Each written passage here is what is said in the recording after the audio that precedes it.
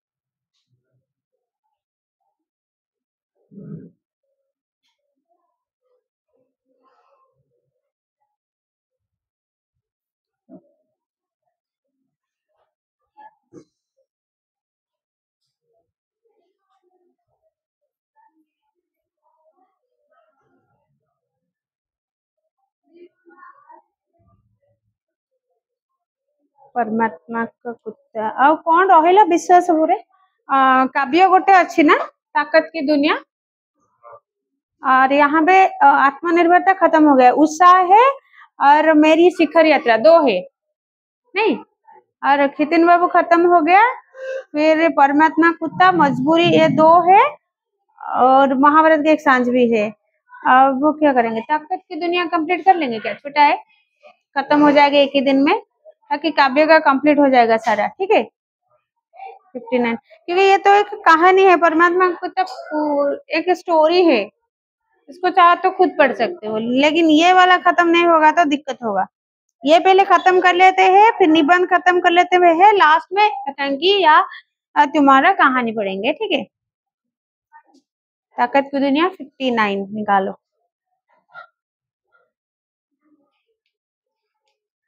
मंगलेश डबराल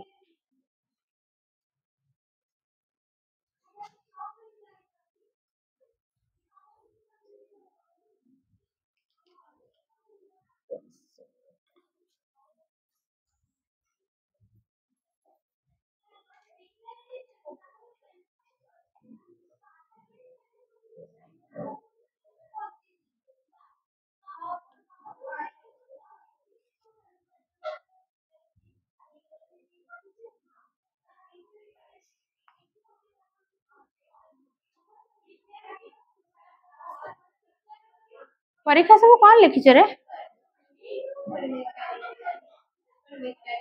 तमें देखला एग्जाम नहीं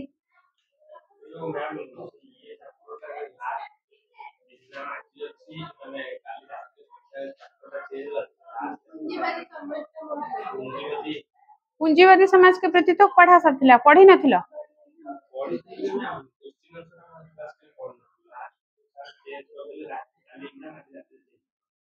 कोडा चेंज हैला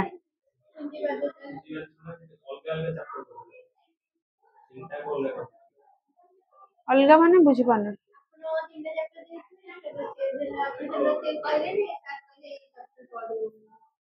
वो बात देख ली पूंजीवादी समाज के प्रतिटा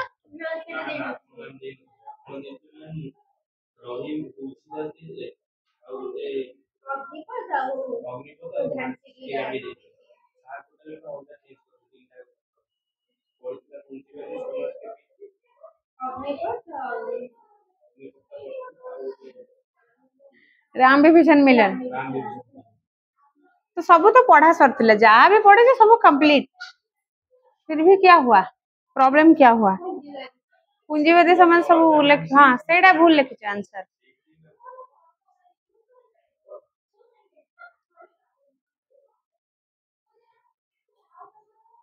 हाँ कोई बात नहीं अगले एग्जाम में देखेंगे अच्छा करेंगे ठीक है ठीक है आज पढ़ेंगे ताकत की दुनिया छोटा सा है कंप्लीट हो जाएगा शायद मंगलेश डबराल ने लिखे हैं तो कभी परिचय में है मंगलेश डबराल का जन्म 16 मई सन 1948 में टिहरी गढ़वाल उत्तराखंड के काफल पानी गांव में हुआ था कहाँ पर काफल पानी गांव में टिहरी गढ़वाल उत्तराखंड में हुआ था। कब हुआ था? 16 मई 1948 में हुआ था। किसका जन्म हुआ था? मंगलेश डबराल का जन्म हुआ था, जो ताकत की दुनिया का कवि है। शिक्षा दीक्षा हुई देहरादून में, उनका शिक्षा दीक्षा पढ़ाई कंप्लीट हुआ देहरादून में। दिल्ली आकर हिंदी पेट्रियट प्रतिपक्ष और आसपास में काम करने के बाद भोपाल में भारत भवन से प्रकाशित होने वाली पूर्वग्रह में सहायक संपादक हुए। तापर बहुत प्रकार पत्रिका से काम करते। लास्ट को पूर्वग्रह नाम की एक प्रकार कहाँ पर भारत भवन से प्रकाशित होने वाले एक पूर्वग्रह, जिसका वो उन्होंने सहायक संपादक हुआ कार्य में लिप्त रहे। इलाहाबाद और लखनऊ से प्रकाशित अमृत प्रभात एक मैगजीन है जो इलाहाबाद और लखनऊ से प्रकाशित हुआ करता था। उसमें भी वो कुछ दिन नौकरी किए थे। फिर सन 1983 में जनसत्ता अखबार में साहित्य संपादन का पद संभाला। बहुत सारे शॉर्ट क्वेश्चन है यहाँ पे। 1983 में जनसत्ता अखबार न्यूज़पेपर एक है, जनसत्ता नाम की एक न्यूज़पेपर, उनमें उन्होंने साहित्य का संपादन का पद संभाला, काम किया वहां पर। उनके 4 कविता संग्रह प्रकाशित हुए हैं। पहाड़ पर लालटेन, घर का रास्ता, हम जो देखते हैं और आवाज भी एक जगह है। ये उनके कविता संग्रह है, एक संकलन है जिसमें बहुत सारे छोटे छोटे कविताएं मौजूद है।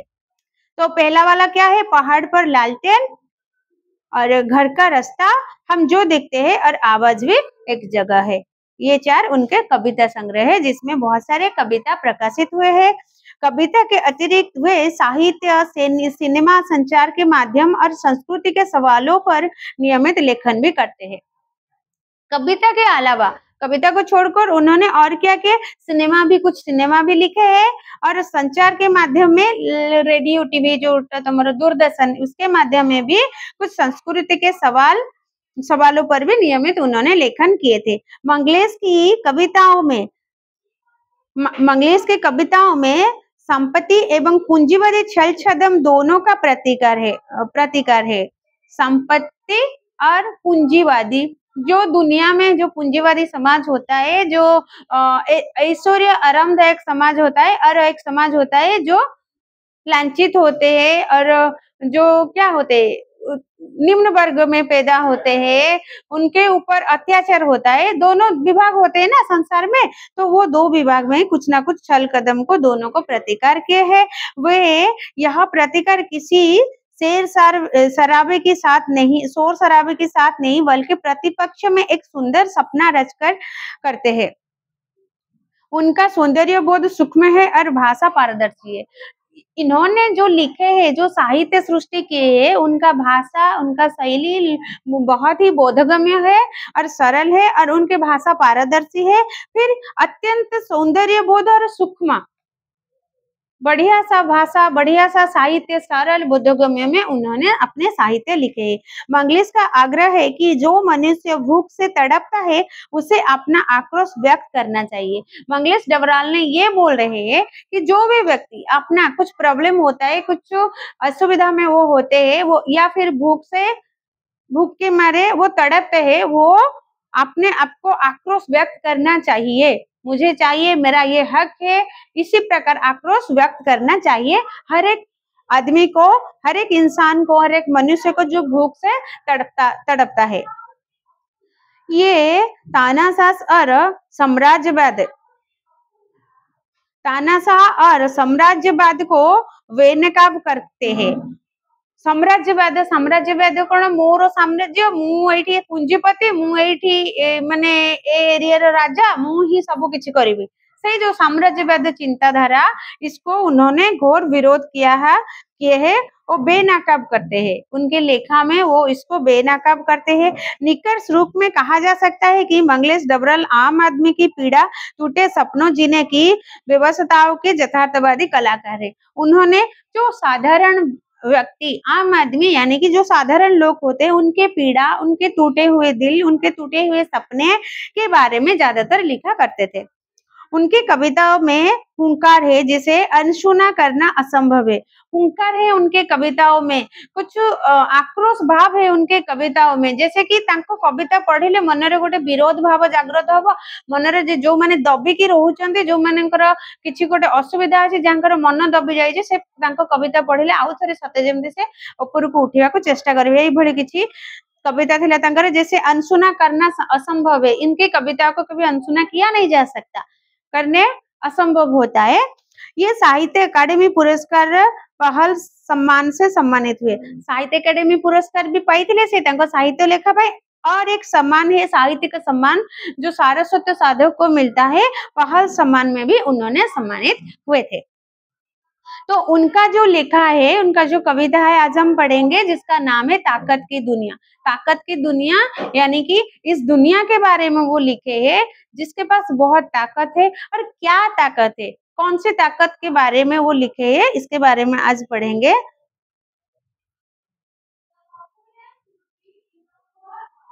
ताकत की दुनिया में जाकर मैं क्या करूंगा, मैं सैकड़ों हजारों जूते चप्पल लेकर क्या करूंगा।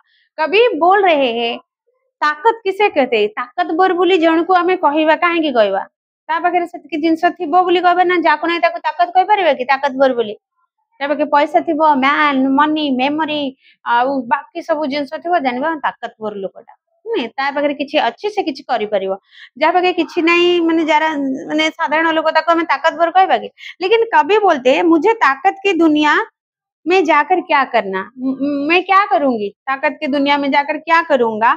मुझे सैकड़ों हजारों जूते चप्पल नहीं चाहिए, इसको लेकर मैं क्या करूंगा।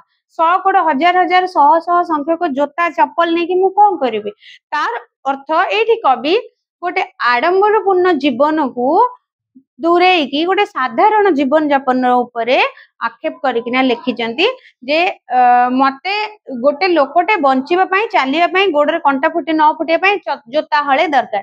तो मते हळे जोता ही काफी, मो घरे तो जागा नहीं हळे जोता रखे पई, मो सह सह जोता चप्पल ड्रेस एगुडा नै कि करिबी कोन। या फिर लोक कहउजंती हमें चांद को जाई कि ना जागा किणी की घर करिवु, से कहउजंती कि चांद तो एठु सुंदर देखा जाउची, मो सेठी जाई कि कोन करिवि। तो एई भली किछि कथा कहउजंती, ताकत की दुनिया में जाकर मैं क्या करूंगा, मैं सैकड़ों हजारों जूते चप्पल लेकर क्या करूंगा। मो ए ताकतवर दुनिया को जाई कि कोन एक्स्ट्रा करिवि, दिने ना दिने मते मरिवार अछि, दिने ना दिने मते सब किछि त्याग करी कि ना स्वर्ग को जिबार अछि, बा माने मरिवार अछि, शरीर नष्ट करिवार अछि। तो ताहाले मो एते सारा आडंबरपूर्ण जीवन नै कि कोन करिवि। सैकड़े हजारों जूते चप्पल लेकर मैं क्या करूंगा, मेरे लिए एक जोड़ी जूते ही ठीक से रखना कठिन है। गोटे जोड़ा जोता, गोटे हले चप्पल हले जोता मते रखिया पई सक्षम मु हे पाने, ठीक से रखना कठिन होता है।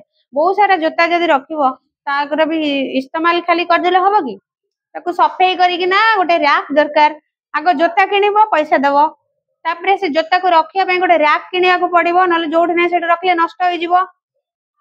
रैक टे किनिबो पैसा दबो, जोता पॉलिश पॉलिश न करी रखिले से नष्ट होई जिवो, ता कि से पॉलिशर जो जिंस गुडा को किनिबो ताको दबो। 8 दिन 15 दिन मासरे थोरे धूली झाड़िया को पड़िबो, नले से धूली जमी के जोता नष्ट होई जिवो। तेणु एठी कवि कहउजंती मुझे क्या जरूरत है इतना सब कुछ करने की, मेरे लिए एक जोड़ी जूते ठीक से रखना कठिन है। गोटे जोता को रखिया को मते कष्ट होउची, मैं एते जोता रखिबो कोन। हजारों लाखों कपड़ों मोजो दस्तानों का मैं क्या करूंगा। हजारों लाखों कपड़ा, एते प्रकार जो कपड़ा विभिन्न प्रकार एते हळ ड्रेस रखी कि मो कोन करिवि। मोजा एते प्रकार मोजा जोता जेतेडा मोजा ताठू डबल लोकन पाखरे अछि, तो ताको सब मो रखी कोन करबी।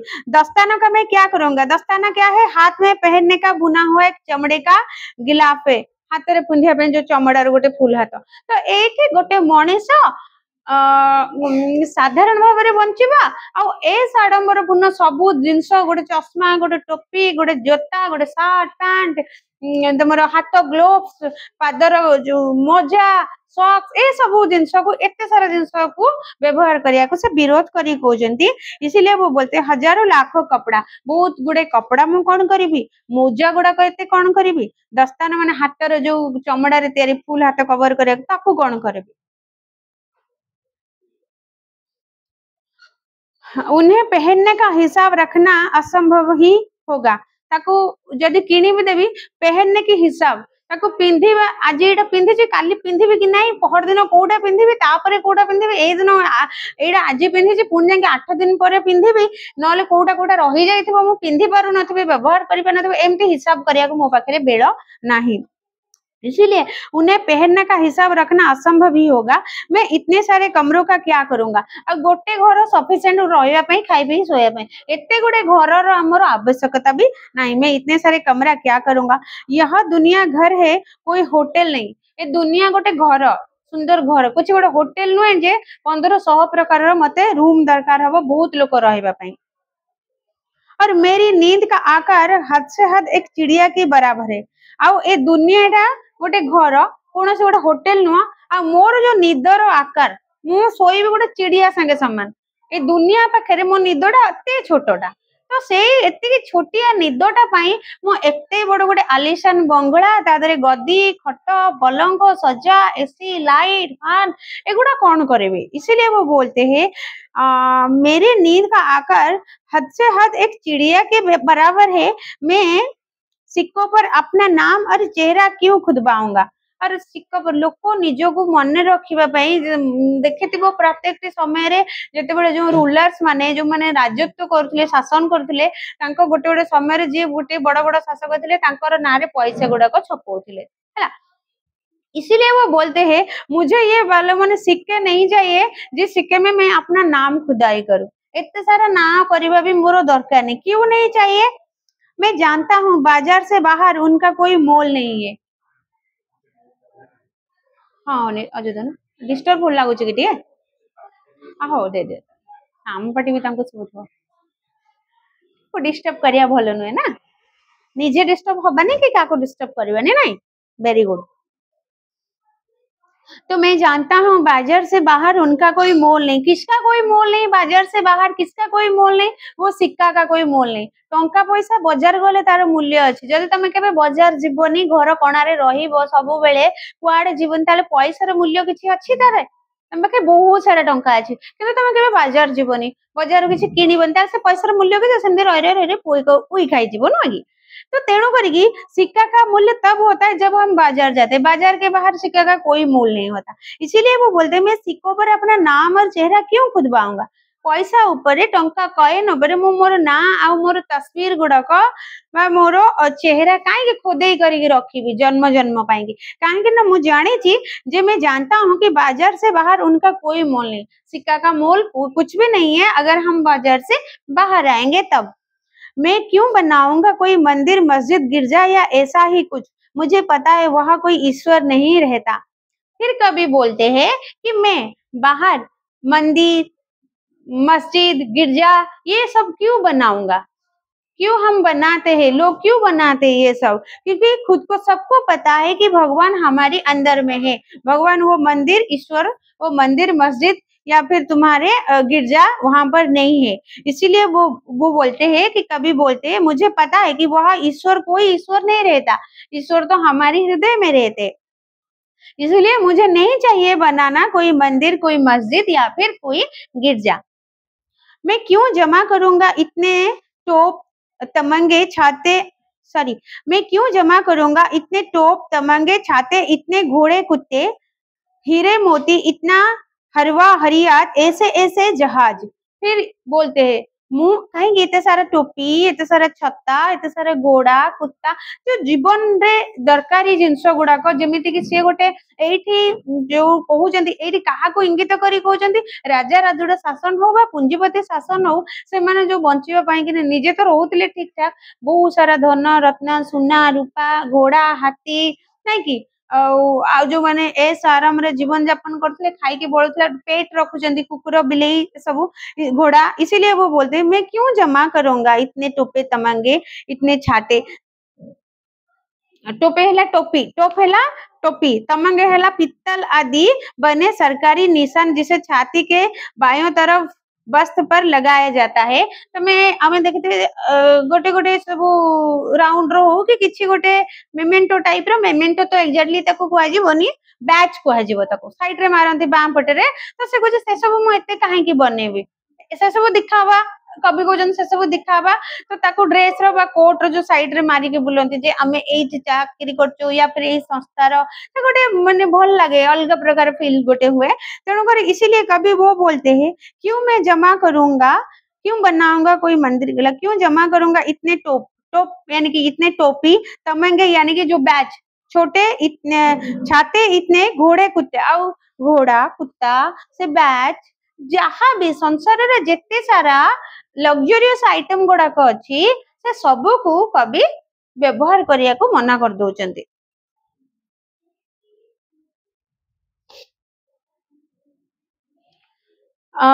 हीरे मोती इतना हरवा हरियत ऐसे ऐसे जहाज जहाज हीरा मोती टंका सुना ए सब मु काहे की जमा करी मोर कौन आवश्यकता अछि मैं क्यों रहने आऊंगा चांद पर मैं रहने जाऊंगा चांद पर रहने क्यों जाऊंगा लोग हमेशा सोचते हैं कि चलो यहाँ पर बहुत हो गया अब हम चांद पे जाके रहेंगे वहां पे कुछ जनहराइजर जगह किनिबा कथा कुहा जाउची नहीं तेणु कर से कभी कहते मैं क्यों जाऊंगा मैं क्यों चांद पर रहने के लिए जाऊंगा क्योंकि मुझे तो धरती से ही दिखाई देता है बहुत सुंदर वो चांद जो चांद हम धरती पर रहकर देखते हैं कितना सुंदर दिखता है नहीं तो हम क्यों जाएंगे यहाँ पर वहां पे जाके रहेंगे क्यों इसीलिए कभी बोलते हैं मैं क्यों रहना चाहूंगा चांद पर वो मुझे धरती से ही दिखाई देता है बहुत सुंदर कौन सा चीज धरती पर कभी को सुंदर दिखने लगता है चांद चांद धरती पर ही सुंदर लगता है इसीलिए कभी बोलते हैं मैं नहीं जाऊंगी चांद पर रहने के लिए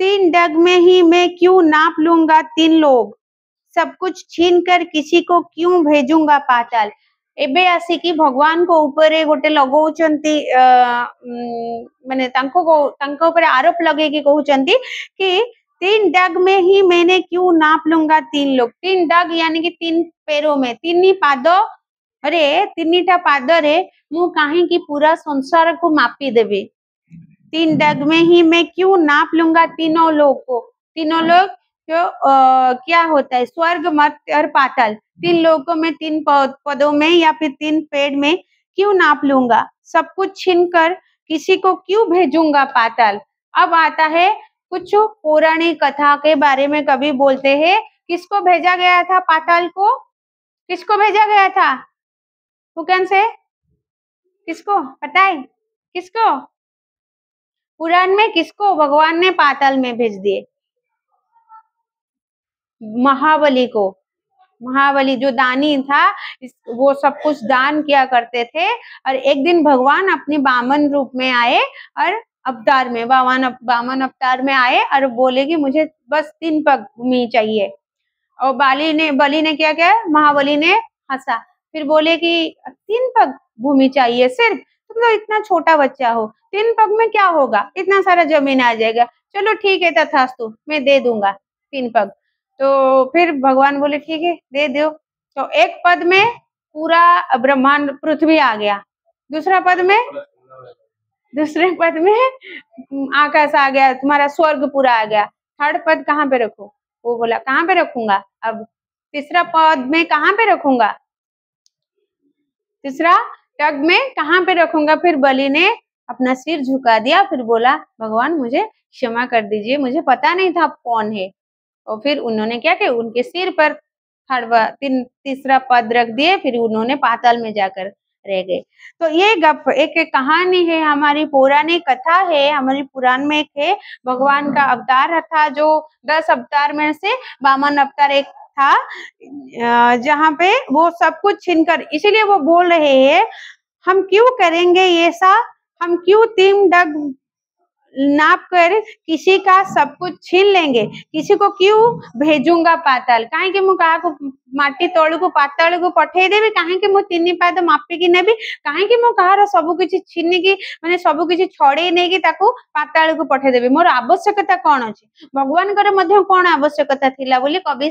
एठी कहउचंती जे सेही समय रे अलगा पुराण रे किछि अलगा कुआ जाउछि कि तार अहंकार तार जो मु दानी बोली कि जो गर्व थिला या फिर से गोटे प्रकार कहानी अच्छे आ गोटे कहानी अच्छी कि तांकर अभिशप्त थिले से तांको अभिशाप मुक्त करिया पे एमती करा जायतिला भगवान का हाथ रे तांकर चरण स्पर्श हेले जायकि अभिशाप मुक्त हबो केते केते प्रकार रो ऑथर राइटर केते प्रकार रो सॉरी केते प्रकार माने लेखा लिखुचंती तो ये हमर गोटे कथा तो एठी कवि पुणी कहउचंती जे मुझे नहीं चाहिए किसी को छीनना, किसी का हक को छीनना, किसी के पास से सब कुछ छीनकर किसी को पाताल पर भेज देना। मैं क्यों कब्जा करूंगा इस धरती पर, किसी को जरूरत हुई तो दे दूंगा उसे जो भी होंगे मेरे खेत खलिहान।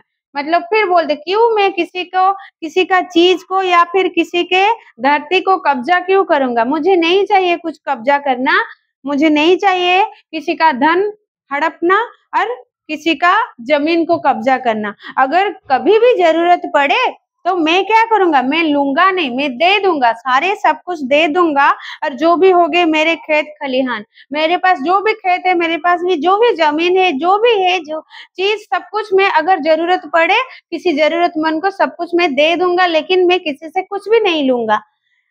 फिर वो बोलते हैं मैं कोई दरिंदा नहीं जो किसी धरती पर बम गिराने चला जाऊंगा, मैं मनुष्य हूँ, तेल पीते और खून चूसते हुए क्यों बिता दूंगा अपना जीवन। फिर वो बोलते हैं मैं कोई दरिंदा नहीं हूँ, मैं किस देश देश के, अभी वो मन में कवि के मन में आया जो देश देश के ऊपर जैसे बम फेंकते हैं, सब कुछ नष्ट हो जाता है, इसके बारे में वो बोलते हैं किसी को मैं कोई दरिंदा नहीं जो किसी धरती पर बम गिराने चला जाऊंगा, मैं तो मनुष्य हूँ।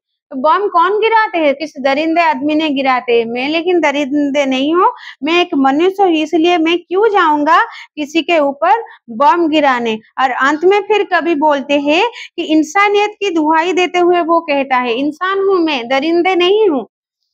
वो कहते कि मनुष्य है और हम मनुष्य को मनुष्य के साथ मनुष्योचित व्यवहार करना चाहिए, मनुष्य को मनुष्य भली व्यवहार करिबा दरकार, ना कि पशु भली व्यवहार करिबा दरकार। ए कथा को नहीं कि फिर वो बोलते हैं बड़े बड़े देश जैसे तेल कब्जा करने, जो लास्ट लाइन में बोलते हैं ना तेल, मुझे तेल नहीं चाहिए, मैं क्यों सारे तेल लूट लूंगा, इसीलिए वो बोलते हैं बड़े बड़े देश जैसे कि तेल पर कब्जा करने के लिए छोटे छोटे देशों पर जिसके पास तेल नहीं होता है, तो तेल दरकार, ऑयल जोड़ा दरकार हम कौन कर सब एक्सपोर्ट इंपोर्ट होचे अलग अलग कंट्री टू, नहीं कि जाओ जो कंट्री रे जोड़ा अछि आ गोटे कंट्री रे नाही, तो कंट्री कंट्री भितरे किछि जिंस एक्सपोर्ट किछि जिंस इंपोर्ट होची। तो सेही कथा को नहीं कि कभी-कभी किसी बड़े-बड़े देश क्या करते हैं, जिसके पास बहुत सारे तेल होते हैं वो सारे तेल को कब्जा कर लेते हैं और छोटे-छोटे देश पर जिसके पास तेल नहीं है वो क्या करते हैं उसको नहीं देते हैं, और कभी-कभी जिसके पास तेल होते भी है छोटे-छोटे देश पर, वो बड़े-बड़े देश क्या करते हैं तेल के लिए बड़े छोटे-छोटे देश के ऊपर कब्जा कर लेते हैं, इसके उसके पास से सब कुछ छीन लेते हैं। वहां के लोगों का वो शोषण करते हैं। कौन शोषण करता है, बड़े-बड़े देश जिसके पास तेल नहीं होते हैं, छोटे-छोटे देश जिसके पास तेल होते हैं, वो बड़े-बड़े देश क्या करते हैं, वो छोटे-छोटे देश को कब्जा कर लेते हैं सारे तेल को लेने के लिए, कब्जा करने के लिए। वहां के लोग का शोषण करते हैं वो, अतः कभी गलत तरीके से उन छोटे देश पर तेल की खातिर कब्जा करने और निरीह लोगों का खून चूसने को इनकार करता है।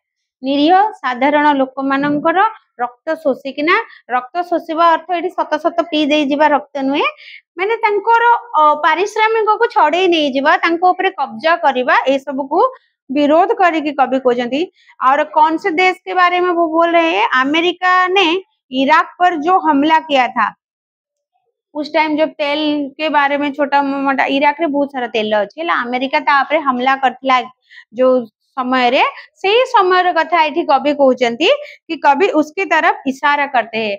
जिस टाइम एक टाइम था जिस टाइम पर अमेरिका ने तेल के लिए इराक पर कब्जा किया था, इराक पर अटैक किया था, और उसी टाइम को के बारे में कवि ने बोल रहे हैं, इसी टाइम को इसी तरफ कवि इशारा करके बोल रहे हैं कि हमें कुछ नहीं चाहिए और ये जो होता रहता है वो गलत होता है। यह कविता एक उत्कृष्ट कविता है जो मानवतावाद का संदेश देती है।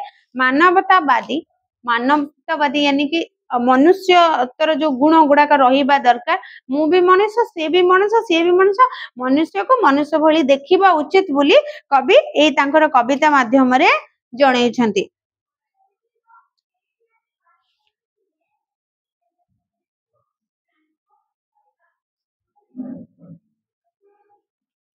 ठीक। मंगलेश डबराल का जन्म कब हुआ था? 14 ना 16 1948 ठीक 1948 16 मई को हुआ था। मंगलेश डबराल का जन्म किस गांव में हुआ था? किस गांव में हुआ था? काफल पानी गांव में हुआ था। ठीक है, ख नंबर आंसर। मंगलेश डबराल का जन्म किस गांव में हुआ था? काफल पानी गांव में हुआ था। सन 1983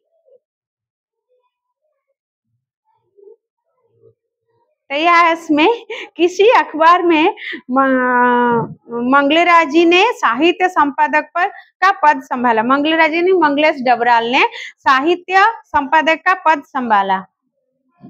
जनसत्ता, जनसत्ता में वो उन्होंने साहित्य का पद संभाला। मंगलेश अपनी कविताओं में किसका प्रतिकार करते हैं? मंगलेश डबराल ने अपनी कविताओं में किसका प्रतिकार करते हैं? कपटाचार, घृणा, राजसी वृत्ति, संपत्ति बोध और पूंजीवादी छल छदम। पूंजीवादी छल छदम लास्ट वाला संपत्ति बोध, सांप्रदायिक माने से समयर सांप्रदायिक भावना आ पूंजीवादी समाज रो जो माने लालसा लड़ाई करबा बा सब किछि छड़ेई नबा सेई को से छल छदम को विरोध करथुले, ताको प्रतिकार करथुले। कवि के लिए क्या ठीक से रखना कठिन है? कवि के लिए क्या मेरे लिए एक जोड़े जूते ही ठीक से रखना कठिन है। एक जोड़े जूते मते तो गोटे जोता हळे जोता रखिया को असुविधा हो जाओ, मैं एते सारा जोता कोठी रखिबी नहीं। कवि के लिए किन्हें पहनने का हिसाब रखना असंभव होगा? कपड़े, मोजे, दस्ताने, लुंगी, अस्तरिया, sweater, muffler, pant shirt, bush shirt. कपड़े, मोजे, दस्ताने। कभी दुनिया को क्या मानता है? ये दुनिया एक घर है, होटल नहीं। कभी दुनिया को क्या मानता है? ये लाइन पे है ना, ये दुनिया घर है, कोई होटल नहीं। नहीं, ये दुनिया घर है, कोई होटल नहीं। कभी दुनिया को क्या मानता है? घर मानते हैं। कभी की नींद का आकार किसके बराबर है? चिड़िया के बराबर। चिड़िया के बराबर। ए सारा एते विशाल पृथ्वी रे कविंकर निदटा गोटे छोट चिड़े गोटे चढ़ई जेडी बड़ सेति की निद, तो सेति की निद पई कि एते बड़ घर एते सारा आलिशान बंगलार आवश्यकता कौन अछि? से कथा को कवि कहउचंती। निम्नलिखित प्रश्न में से किन्हीं 5 के उत्तर एक एक वाक्य में दीजिए। मंगलेश डबराल का साहित्यिक परिचय दीजिए। साहित्यिक परिचय में से तुम्हें क्या एक एक वाक्य में मंगलेश डबराल का साहित्यिक परिचय दीजिए। साहित्यिक परिचय में तुम्हें क्या लिखना चाहिए? उसके उन्होंने पेट्रियट, प्रतीक्षण और आसपास में काम करने के बाद पूर्वग्रह के सहायक संपादक हुए। और इनका उनके साहित्यिक प्रकाशन में पहाड़ पर लालटेन, घर का रास्ता, हम जो देखते हैं, आवाज भी एक जगह है, ये वाला उसका साहित्यिक परिचय। मतलब ये सारे उन्होंने लिखे थे। मंगलेश जी ने कविता के अतिरिक्त और क्या क्या लिखे?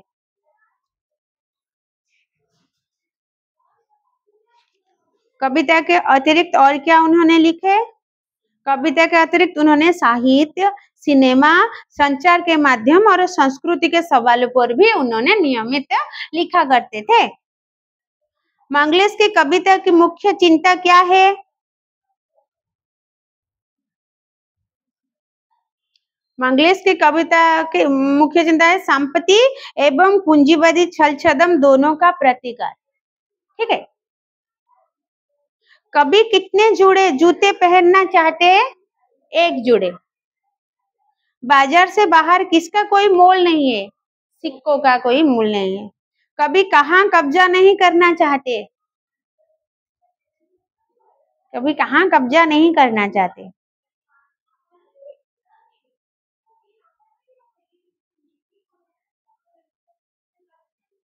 मैं क्यों कब्जा करूंगा इस धरती पर? धरती को कब्जा नहीं करना चाहते। कवि को धरती से कौन सुंदर दिखाई देता है? चांद। मुझे तो धरती से ही चांद सुंदर लगता है, क्यों जाऊं मैं चांद के ऊपर रहने के लिए? कभी क्या पीकर और क्या चूस कर अपना जीवन बिताना नहीं चाहते।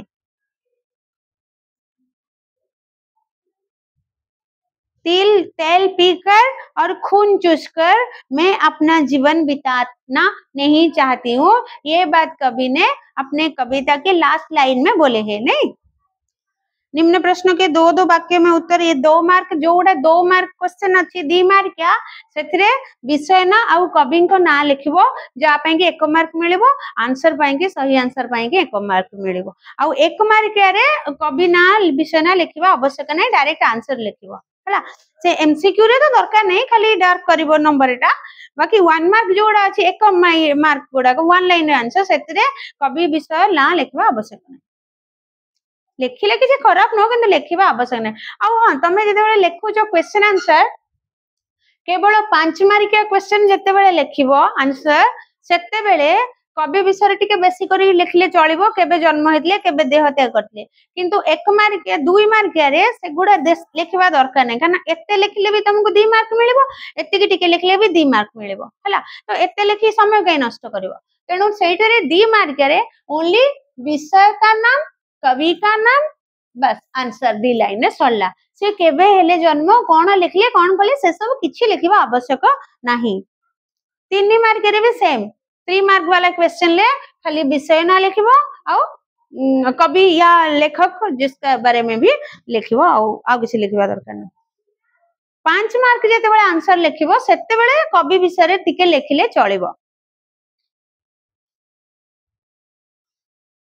ठीक तापरे आउ कोन अछि रहिला एटा गोटे गला काव्यटा सरला सब।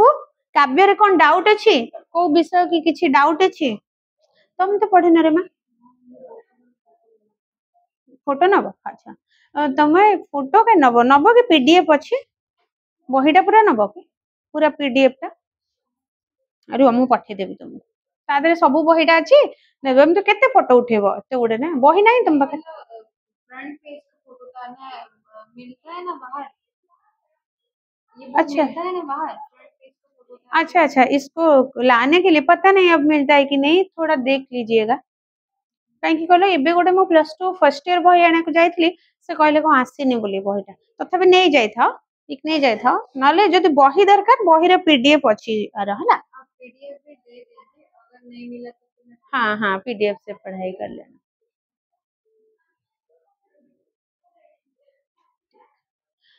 अब क्या पढ़ेंगे थोड़ा देखते हैं क्या क्या है यार। आप इतने किसी डाउट अच्छी की हाँ? पूंजीवादी समाज के प्रति तुम्हारा भी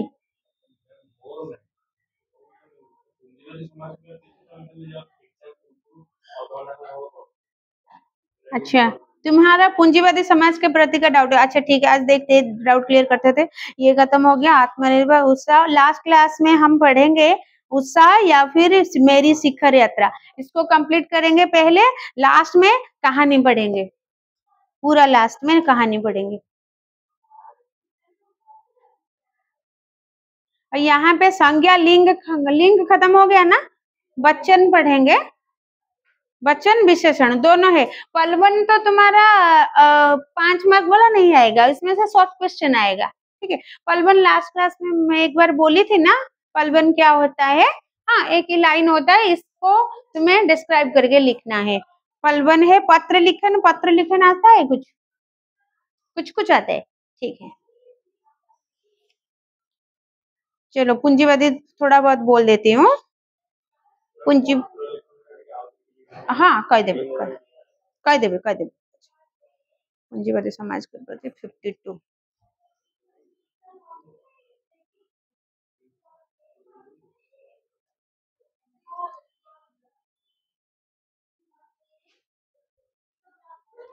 पूंजीवादी समाज के प्रति में लिखे है कौन गजानन माधव मुक्तिबोध ने लिखे है पूंजीवादी समाज के प्रति।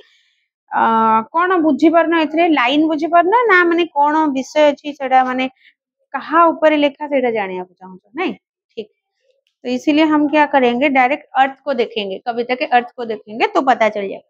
तो पूंजीवादी समाज के प्रति कविता कहाँ से वो प्रकाशित हुई थी? तारा सप्तक। ये शॉर्ट क्वेश्चन भी आया था तुम्हारा, नहीं? तारा सप्तक में याद रखो, पूंजीवादी समाज के प्रति कविता तारा सप्तक में प्रकाशित हुई थी। यह कविता मुक्तिबोध के प्रगतिशील दृष्टिकोण का परिचय है। कवि यहाँ पूंजीवादी समाज के शोषण सभ्यता की आलोचना करते हैं। किसके आलोचना कवि यहाँ पर करते हैं? पूंजीवादी समाज के प्रति कविता में शोषण, समाज के शोषण और सभ्यता की आलोचना करते हैं। ये जो विषयटारे कवि गोटे जो पूंजीपति बा धनी घर संभ्रांत श्रेणी लोक आ गोटे दरिद्र गरीब लोक तांकर शोषण जो माने शोषण होउचंती जो माने शोषण करूचंती। जमीदार पूंजीपति माने कोन करचंती? शोषण करूचंती। से गोटे माने दल आउ गोटे दल अछंती, गोटे श्रेणी अछंती तुमर जो साधारण जनता जो माने कि शोषण होचंती, से विषय रे ही कवि लिखिचंती। तो इसमें क्या बोल रहे हैं कवि? कवि पूंजीवादी समाज का ब्रह्म चित्र उपस्थित करता हुआ कहता है कि उसमें बहुत सारे व्यक्ति हैं जो जीवंत है तथा प्राण धारण किए हुए हैं। उनके हाथ कर्मशील दिखाई देते हैं। इतने लोगों के बुद्धि का यहाँ समूह दिखाई देता है। यहाँ ज्ञान, संस्कृति तथा अंत शुद्धि के भी दर्शन होते हैं। यहाँ पूंजीवादी समाज है जो बड़ा दिव्य तथा भव्य दिखाई देता है। उसके साथ साथ यहाँ शक्ति भी मौजूद है। यह समाज सौंदर्यवान है तथा विचित्रता से भरा हुआ है। यहाँ के लोगों में ईश्वर भक्ति की कमी नहीं, वे दिव्य शक्ति के प्रति आस्थावान है।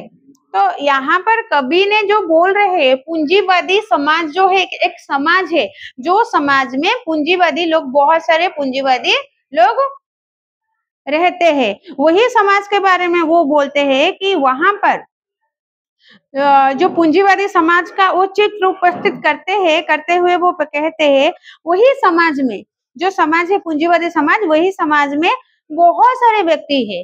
पूंजीवादी किसी एक व्यक्ति के बारे में कभी नहीं बोल रहे हैं, एक समाज के हर एक व्यक्ति के बारे में बोल रहे हैं। जो कौन सी वाला समाज? पूंजीवादी समाज के हर एक व्यक्ति के बारे में वो बोल रहे हैं कि जो जीवंत है जिसके अंदर प्राण है, उनके बारे में बोले कि क्योंकि वो बोले वो कर्मशील है, उनके हाथ कर्मशील है, कर्मशील दिखाई देते हैं, यानी कि वो काम करने के लायक है। और वहां पे बहुत सारे जो लोग हैं उनके पास बहुत सारे दिमाग भी है। वो एक समूह दिखाई देता है। उसकी ज्ञान, वहां पर ज्ञान है, संस्कृति है, अंत शुद्धिकरण है, वो सब दर्शन करते हैं, सब कुछ है। फिर भी वो समाज सिर्फ बाहर से दिव्य और भव्य दिखाई देते, लेकिन वो समाज अंदर से अच्छे नहीं होते। एई कथा कहते कि पूंजीवादी समाज भितरे बाहर को सेमानकर चाकचक्य अच्छी, घर द्वार अच्छी, सेमानकर पाखरे बुद्धि अच्छी, सेमानकर पाखरे विवेक अच्छी, किंतु से सब गुडी को खाली दिखावा करबा पई कि देखै हबा पई कि ना कि से माने किछि प्रकृति रे समाज रे किछि उन्नति करचंती। हेले इसीलिए वो बोले यहाँ लोगों का कथन काव्य सत्य वहन करता है, जहाँ शब्द मार्मिक होते हैं, शब्द मार्मिक होने के साथ साथ छंद युक्त होते हैं, मगर उसके भीतर ढोंग ही ढोंग है। तो बोलते हैं वो जो पूंजीवादी है, जो समाज है, वो समाज में जो लोग वास करते हैं वो सिर्फ दिखाई करते हैं, ऊपर में वो बहुत अच्छे हैं, उनकी बात बहुत अच्छे है, वो जो उनके जो बात करने की तरीका वो अच्छे है, उनके बात में जो शब्द इस्तेमाल वो करते हैं वो बढ़िया सा मार्मिक है, लेकिन वो शब्द सिर्फ ऊपर ही अच्छा है। और उनके साथ साथ भी उनका जो शब्द उच्चारण वो करते वो छंद युक्त है, मगर उसके भीतर ढोंग ही ढोंग है। और यहाँ पूंजीवादी समाज निर्बंध होकर भोग में डूबा हुआ है। मतलब पूंजीवादी समाज जोटा अच्छी कविता को कहते ता पाखरे सबु अच्छी, ज्ञान अच्छी, संस्कार अच्छी, संस्कृति अच्छी, सबु अच्छी, से माने समूह मिसिकी रहउछन, किंतु बाहरी दुनिया को जोटा देखौछंती लोक जानउछंती कि हां से माने धनी घर लोक, पूंजीपति लोक, जमींदारी लोक, भलो लोक, मिछि मिछिका जो से माने शब्द व्यवहार करी कथावार्ता होछंती, तो लोक भाबुछंती कि से बहुत भलो, किंतु प्रकृत रे कवि जानिछंती से आदौ भलो लोक नुहंती, केवल देखै हुअंती भलो, भीतर से माने बहुत खराब। मगर उसके भीतर होकर ढोंगी ढोंगे और यहाँ पूंजीवादी समाज निर्बद्ध होकर भोग में डूबा होता है। सब बेरे भोग विलास ऐश्वर्य जीवन रे से माने बुड़ी की रहिचंती ना कि भलो काम किछि करूचंती। फिर पूंजीवादी का यह स्वरूप बड़ा ही गूढ़ है, रहस्य से भरा है। तांका स्वरूप कैसा, ये क्वेश्चन आया था ना, पूंजीवादी का स्वरूप कैसा था, आया था शायद।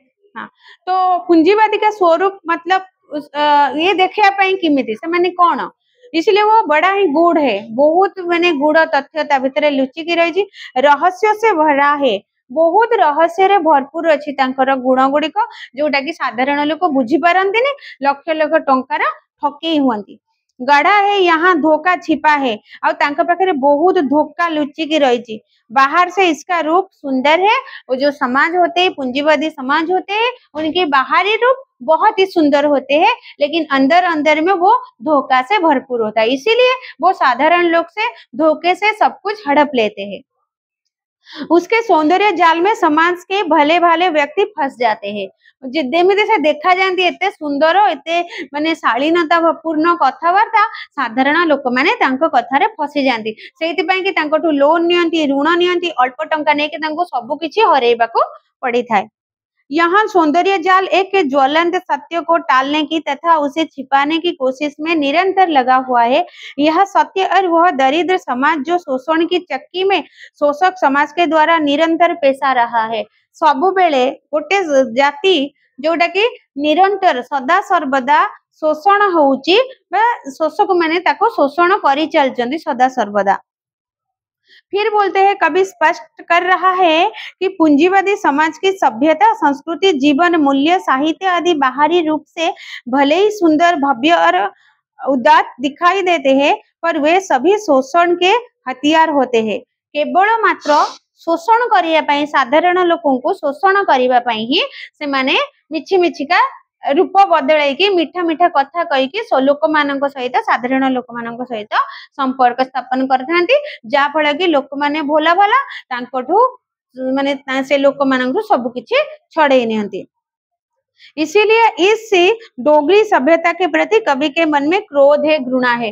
कवि ये जो दी मुहा दोगली मतलब दी मुहा सभ्यता, गोटे पटे भल गुण देखई कि भल भल कही कि ना लोकों को मिछ सत कही फसेबा एवं परवर्ती समय रे सेही लोकोंठु सब किछि धन संपत्ति हड़प करबा, ए कथा को कवि कहिसेंती। फिर कवि फिर कहता है कि ऐसे पूंजीवादी समाज से उन्हें घृणा है क्योंकि यह दुर्गंध युक्त है। यहाँ की जो शब्द संस्कृति है उसे कवि रेशमी संस्कृति कहता है। रेशमी संस्कृति मतलब देखे हवा संस्कृति, जो संस्कृति रे किछि मूल्य नहीं, खाली सुंदर देखा दिबा पई, बाहर को सुंदर देखा दिबा पई खाली तांकर नाम को मात्र संस्कृति। कवि सेति पई तांकर सभ्यता को, तांकर समाज को सख्त घृणा करचंती एवं तांको दुर्गंध युक्त बोली कहिचंती। यहाँ भोगवादी दिखावटी संस्कृति है जो अंधी है। ऐसे संस्कृति को देखकर कवि क्रोधित हो उठता है, उसका क्रोध उबलने लगता है।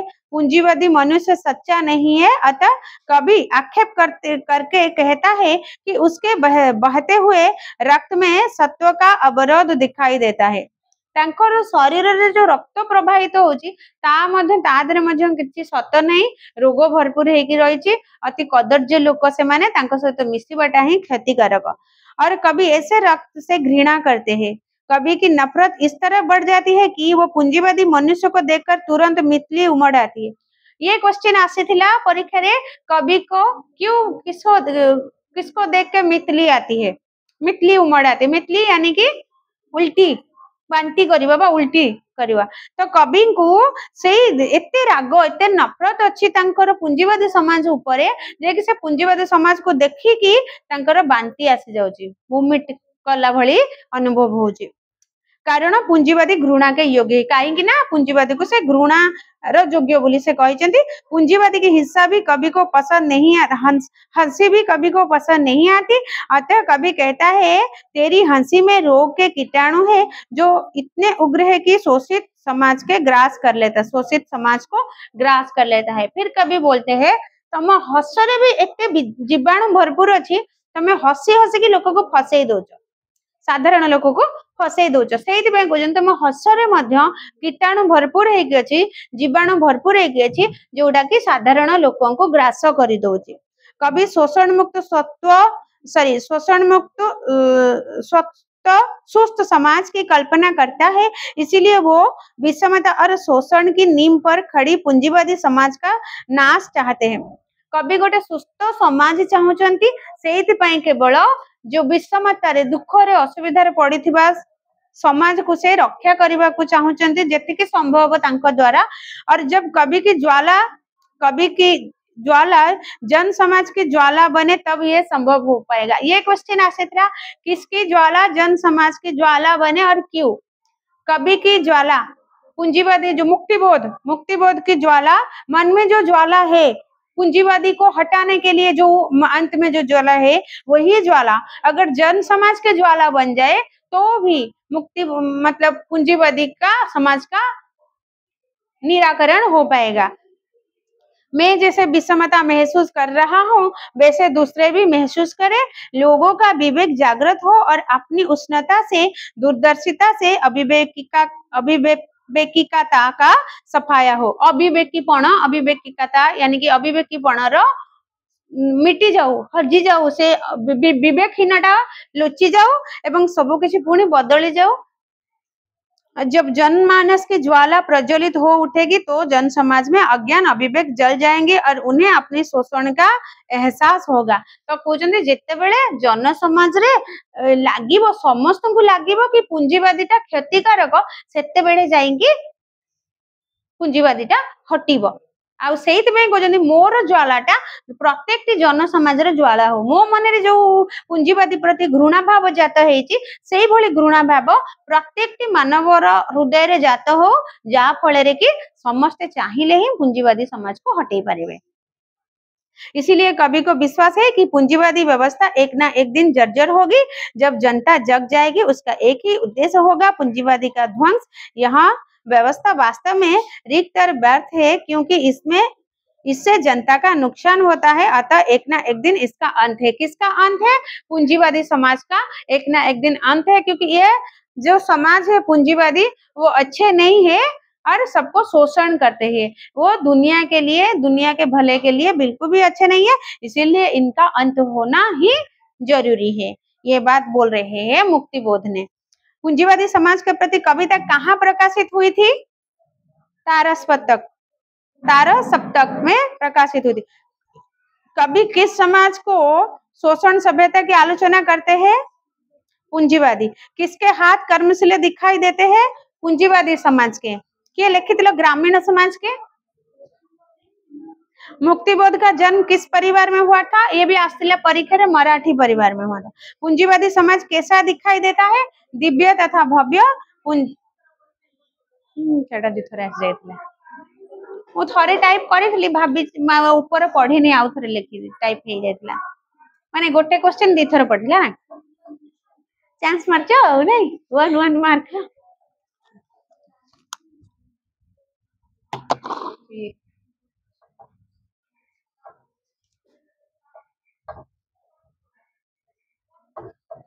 क्वेश्चन आंसर अछि ना पठै दिला बोले से नै